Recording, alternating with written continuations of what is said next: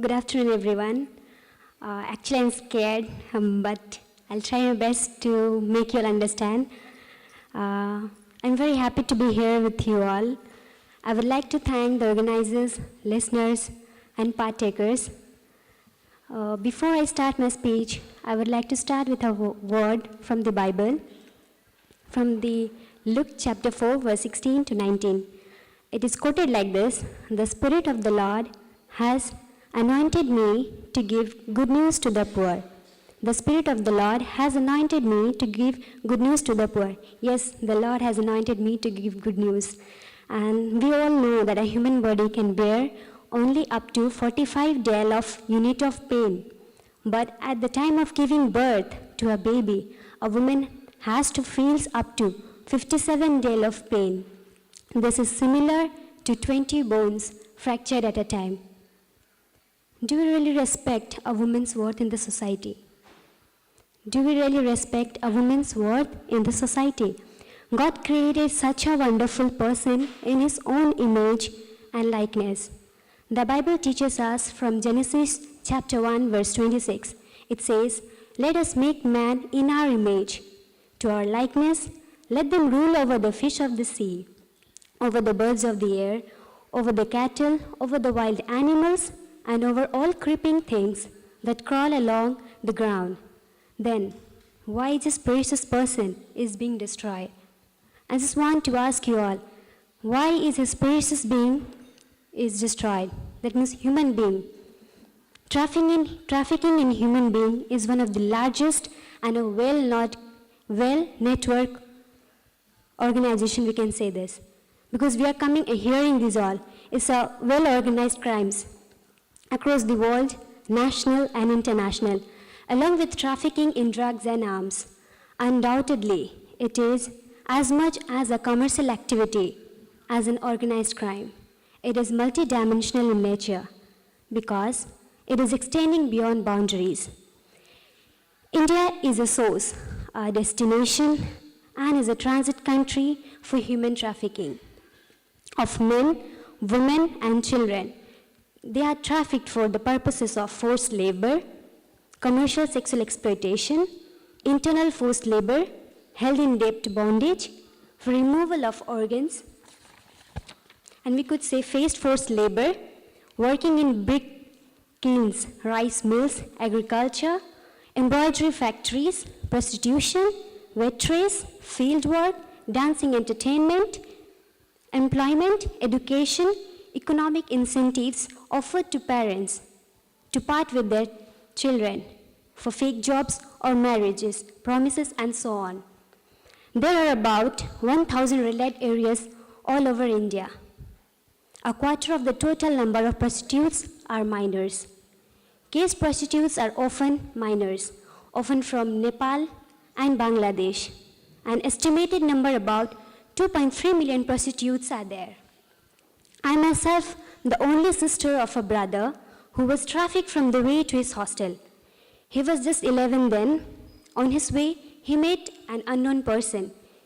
That person slowly approached to him and said, "Come with me. You will get lots of money, don't have to study hard. And on the other hand, you can live the way you like, and also you can support your family." This word made my brother think over again and again. He thought of helping my mother because at that time we were running through acute financial problem. He was compelled and forcefully he was taken to Delhi, the capital of India. He was not kept at one place. He was transferred from place to place without a penny. We were frantically searching out for him, filed a missing complaint in the police station. After a year and a half, my broken-hearted mother, she received a phone call from a beloved brother who was then employed as a child laborer to plow a barren land, to look after the cattle, prepare food for the cattle, besides being employed as a domestic worker in the state of UP, India. He was kept so busy there that he wasn't even getting time to cut his hairs nor trim his nails. It was 1.5 years of his missing. We found him with the help of Sister Sally, who is present here. She is sister of Mary Immaculate, who is really active in the field of anti-human trafficking. She was very kind to our family.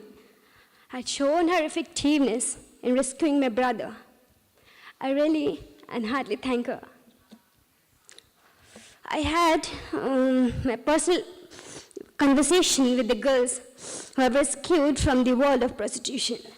They have gone through rest condition, lots of suffering and hardship, which is beyond our thoughts and expectation. All dehumanization of the person. We can't measure their griefs and pains. In one day, at least, they needed to please 18 customers.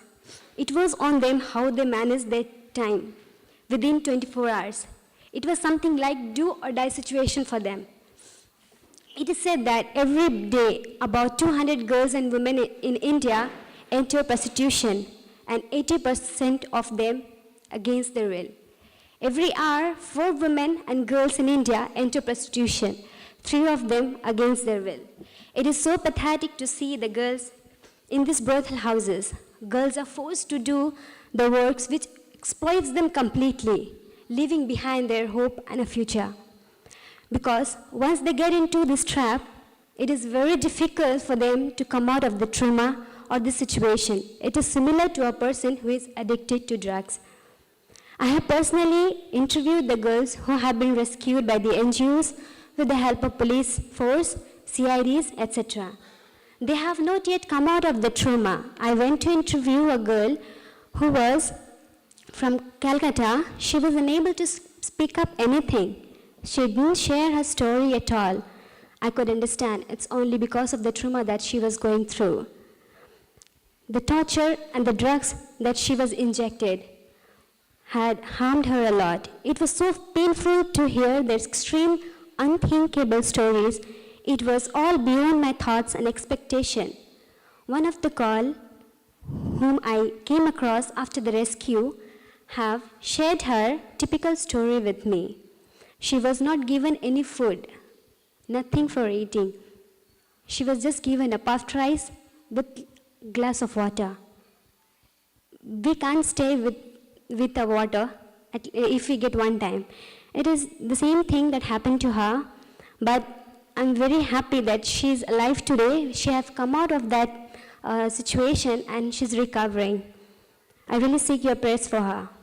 One of the traffickers who was arrested boldly said, "The girls are meant for selling." Is it? I don't think so. What an inhuman mentality he is.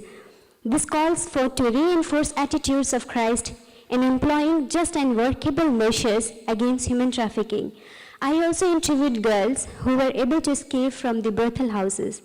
They too had their own stories to be shared, but they did not share with me because they want it to be confidential. I would like to share my experience with the police in rescuing girls. I was a part in rescue operation last in the month of October. We went for a raid at a well-known resort. I used to think that the prostitution takes place only in brothels, but I was shocked when I went for a raid. We could understand that the work of prostitution goes anywhere. Either it's a congested room or it's poorly furnished, or with AC rooms, well furnished. The work of prostitution goes everywhere, here and there, now and then. Pins were not at all open, but the investigation officers found out everything and put them behind the bar. This work is really risky, challenging, and you need to prepare mentally, physically, and spiritually too. Constitution of India prohibits human trafficking and child labor under these provisions. Article 23(1) states, prohibits trafficking in human being and other similar forms of forced labor. Any contravention of this provision shall be offense punishable in accordance with law. Article 39E states, to protect health and strength of workers and tender age of children, and to ensure that they are not forced by economic necessity to enter a vocation unsuited to their age or strength. There are laws on anti-trafficking in India, ITPA Act, Immoral Trafficking Prevention Act, Juvenile Bonded Labor Act. These are not enforced effectively by the law enforcement. When I interviewed the girls, I realized their deplorable experiences, and I could learn many things from them. I would like to list out a few points in front of you all. Number one, we should not easily trust strangers. It's not only strangers, but now in today's world, we can't even trust our close relatives, close friends, our own skin. I'm saying this because I met a girl who was taken for work in a promise of earning more money by her brother-in-law. At last, the girl was sold to a man, and as a result, we got her dead body. It's only because the pain which she bore was not bearable. Her parents are now still aware of it. Number two, parents also need to be very careful when entrusting their children to anyone. They should be fully cross-checked. Number three, we ourselves need to be very careful at every point of time, wherever we travel, making it sure that we are not alone. Therefore, I would like to conclude by saying that this work needs lots of prayerful support, unselfish enthusiasm, and financial help, as the rescued girls live in their own homes, where they need to be well protected under the care and supervision, making it sure that they are not re-trafficked. We are concerned to rescue girls, but we must also make great effort to change the attitudes of traffickers. It is good to have money and things that money can buy, but it's also important to check up once in a while and make sure that you haven't lost the thing that money cannot buy. We cannot buy a heavenly place for us. With money, we cannot buy a heaven or the love of Father. We need money to live in this world. But let us remember, we are sojourners on this earth, as the Bible states. I don't say money is not essential. It is, but love of money is the root of all kinds of evil.